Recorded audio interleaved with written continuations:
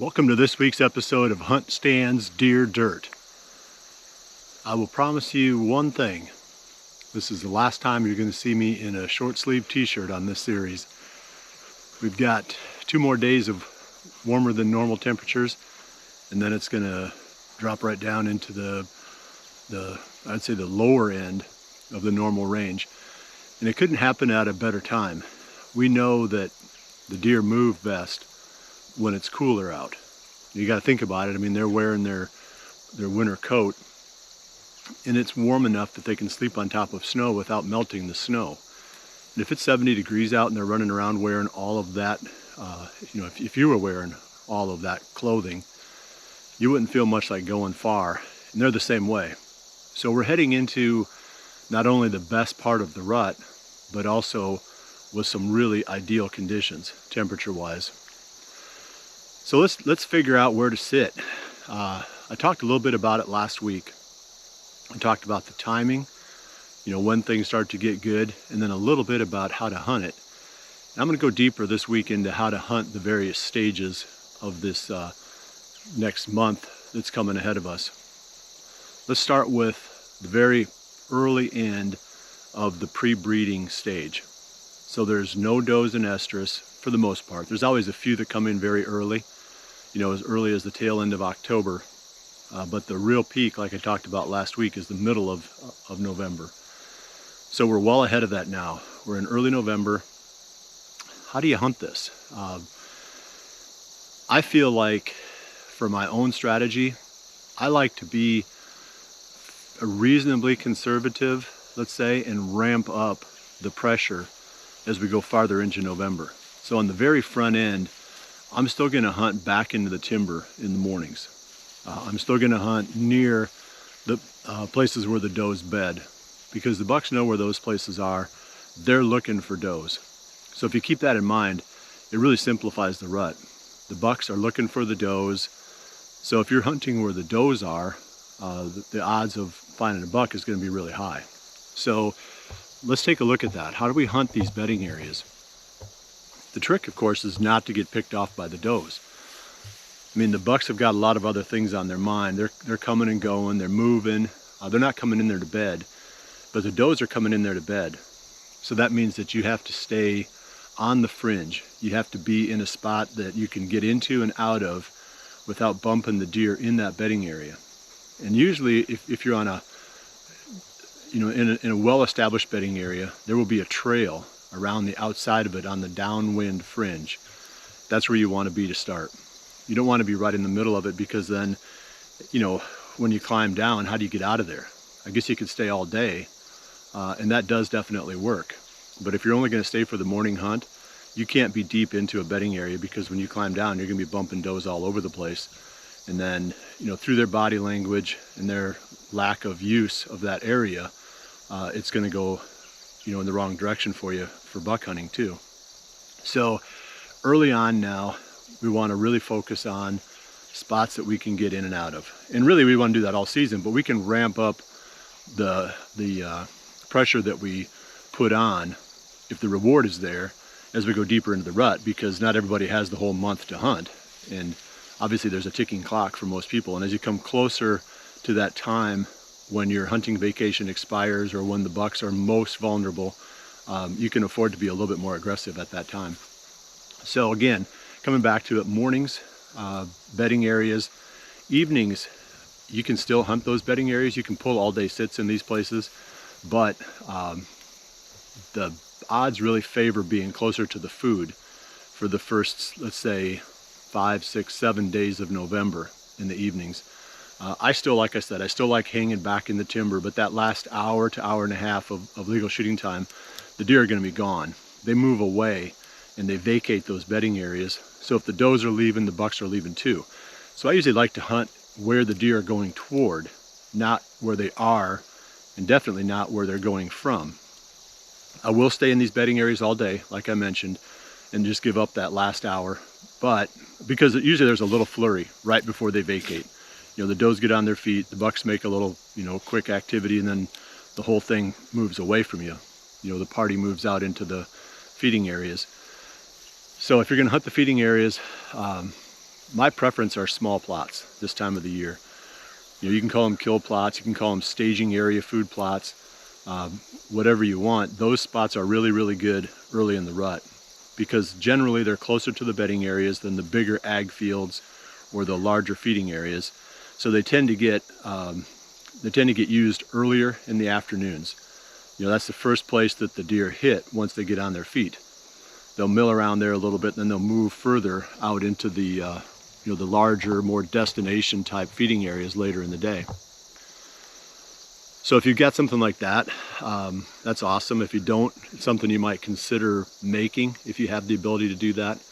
The farm that I had in southern Iowa, I think I had 10 of those. This farm that I own right now, I think there's maybe 2 or 3. And long term, I do need to create some more of those because they are that good for evening hunts during the rut. And they can be even really good for morning hunts too, because just like they're the first place that the deer hit when they get on their feet in the afternoon, it's the last place that they hit before they go to bed down in the mornings. So keep that in mind. Those are awesome spots. Easy to create.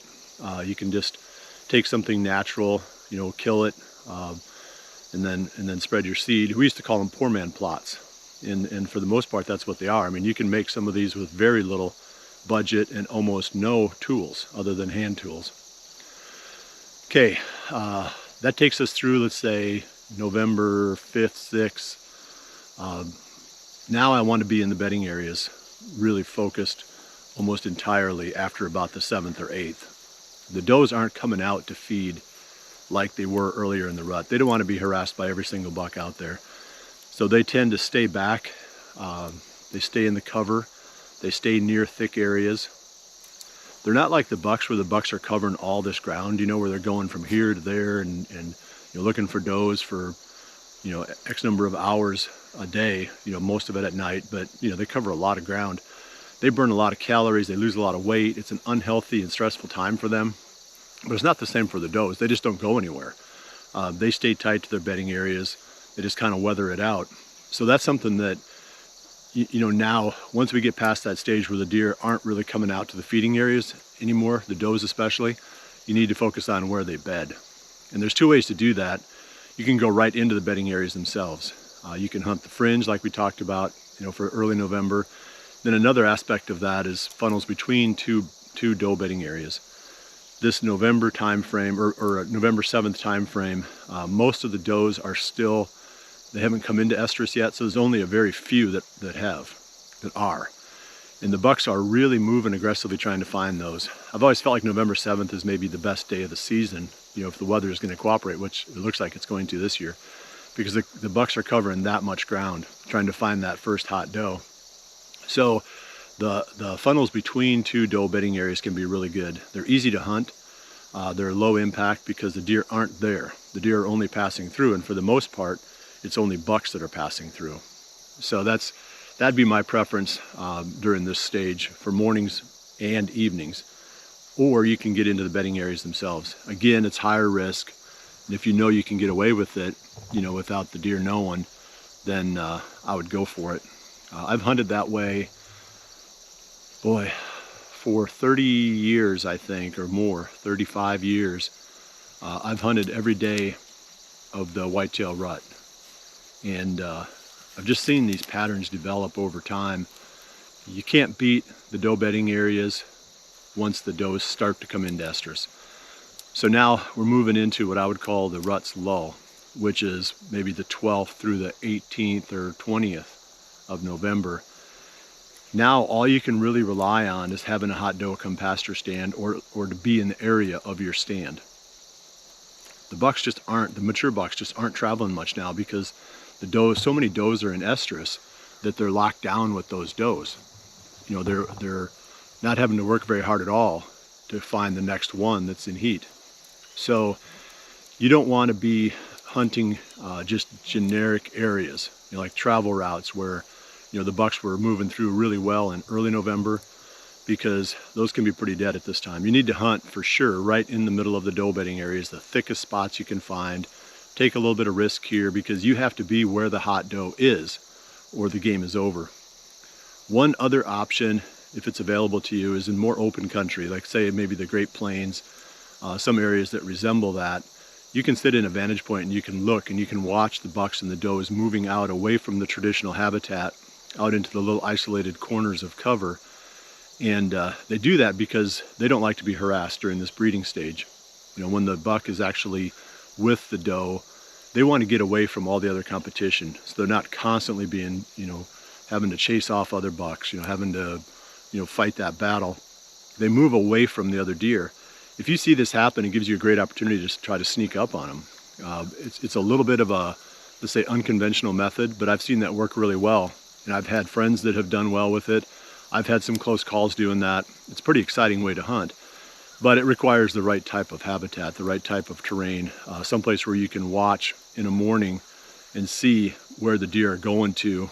If you see bucks running away from a certain spot and then circling back to it and then running away again, you can be almost 100% sure there's a mature buck in there with a doe, and it's worth trying the stalk. So those are my suggestions for how to hunt the stages of the rut. If you get to the very end of the rut, the final stage, let's say after most of the does have been bred, but a few are still, you know, in estrus, the mature bucks are still going to be moving to a certain degree. And unfortunately, in most states, the firearm season is in full swing there, and it's harder to see this natural movement because you get so much forced movement from the hunting pressure. But if you're in that situation where the deer are still moving naturally, it's all about food at that point. The bucks are still going to be trying to find the does that are still in estrus, but they're going to be doing it as much as they can around the food sources. There'll be some general movement in the mornings, you know, in the funnels, but most of the game at that time is going to be, you know, where the best food is. Well, I appreciate you joining me this week, and hopefully you picked up something here. I'll be back again in 2 weeks for the last episode of HuntStand's Deer Dirt.